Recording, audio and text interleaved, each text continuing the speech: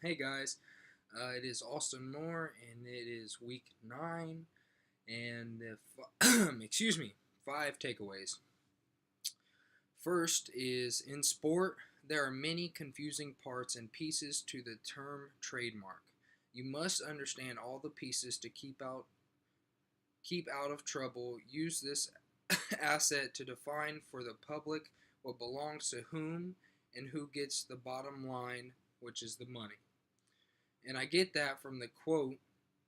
According to the Act, a trademark includes any word, name, syllable, or device, or any combination thereof, used by some entity to identify and distinguish the services of one person.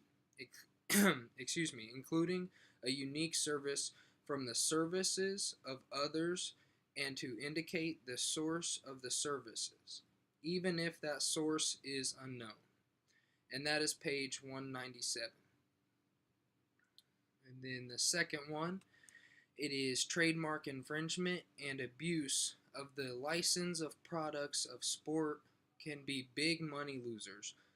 The policy, excuse me, the policing of infringement is important to both teams, the sport, and individuals when financial gain is at stake. And I get this from the quote. Trademark infringement can cause direct harm to the proper owner of the trademark in several ways. Money that might be spent on products produced by the sport organization itself is now spent on the infringing products, so the trademark owner loses revenues. In addition, a trademark used in a format that the owner would not approve of, such as the lower quality goods, can reflect negatively on the quality of officially licensed merchandise. And that is from page 199.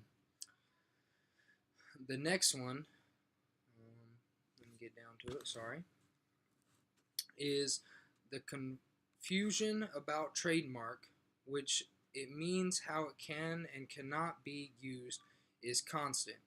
On a case by case basis, the trademark might be infringed upon and gotten away with if the situation is deemed appropriate and acceptable. And I get this from the quote.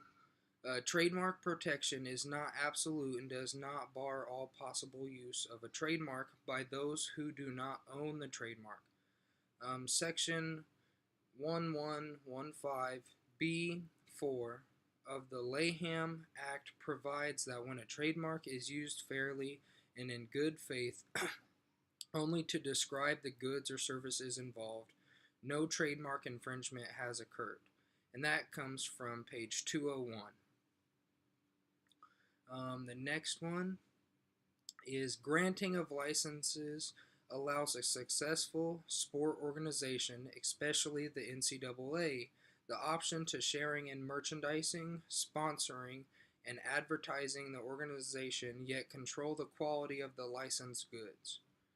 And I get that from the quote on page 204, which is most professional sports leagues have created licensing programs that allow the league to capitalize on public demand for merchandise and apparel that displays the logos of the league and its clubs.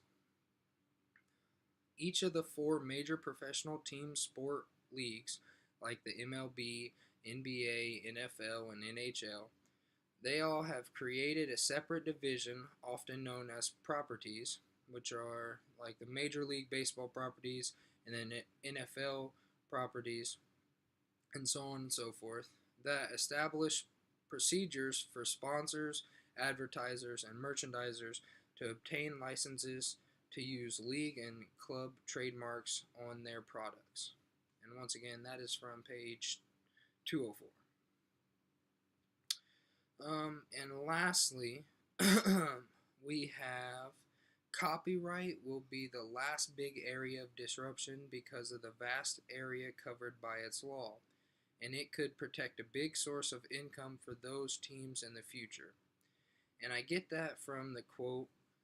Sport organizations often want to protect the accounts of their events found in the media through television, media guides, radio broadcast, newspapers, magazines, and other sources.